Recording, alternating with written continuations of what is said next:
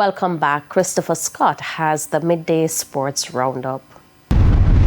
West Indies Test Vice Captain Joshua Da Silva says the objectives the team had going into their warm-up game ahead of their 2 tests against Pakistan were met. The Windies will play the hosts in 2 matches starting January 17 as they look to close out the World Test Championship cycle with a win. With 3 half-centuries in the game for West Indies batsmen and the bowlers having good performances, Da Silva says the time in the middle was well spent. Yeah, for sure. I think everybody got what they needed out of this. Some got runs, some didn't. The bowlers got a good run out. The spinners got their fingers turning. So for us, it was just about getting out there in these conditions. It's a bit cold, but getting accustomed to the conditions, the pitch, and then getting ready for the first test in Multan. Though some of the Windies batters didn't get among the runs in the warm-up game, Da Silva is not worried heading into the first test. Really important. I think time in the middle is exceptional for the boys who did, and some boys didn't, which is expected. Well, not expected, but it happens. It's cricket. Not everybody's going to have the best game every time. If it was, we'll win everything. So for us, it's just about taking those learning experiences and going back in the nets in the next couple of days and getting ready for the test in Multan. This is the first test tour for the West Indies to Pakistan in 18 years. Head coach of the South African senior netball team, Jamie Van Wyk, says they have a lot of respect for the Jamaican Sunshine Girls and are expecting a tough series. The South Africans have arrived on the island for a 3-match test netball series. Oh, it's such an important series for us to play in. You know, most of the matches we've played so far, we've played lower in ranking games, and the next couple of matches that we're playing against Jamaica, England and the likes are playing up. So it's quite important for us to play the best in the world. Jamaica is currently ranked second, so they moved up in ranking, and that's what we need. We need that competitiveness, and that's what we expect of them. You know, 2019 I already thought, you know, 2023, I thought that this is a team that should be able to win a World Cup, the Jamaica team. So we know they're a very strong team, but we are here to come and win, and we are here to come and give our best.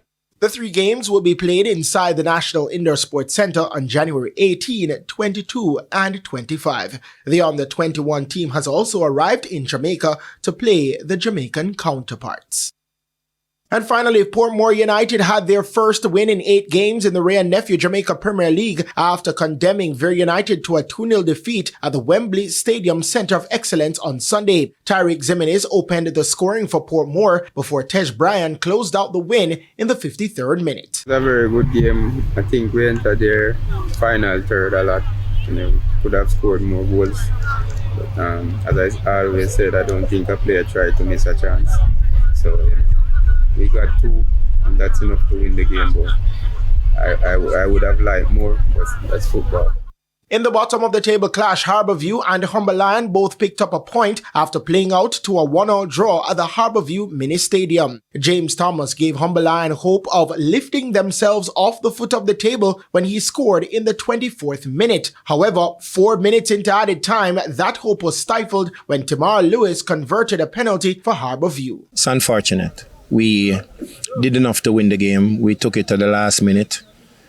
The referee made a decision. We have to live with that.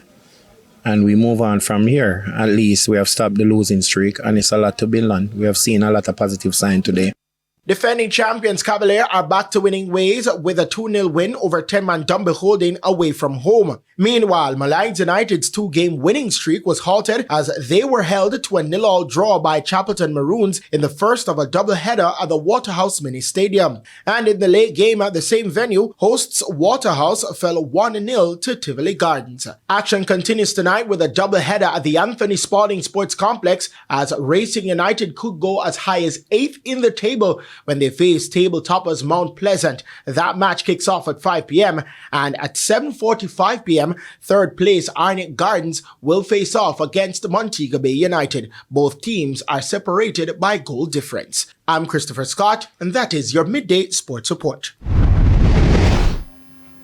Thank you, Christopher. And that's the Midday News. I'm Shamela Pullen.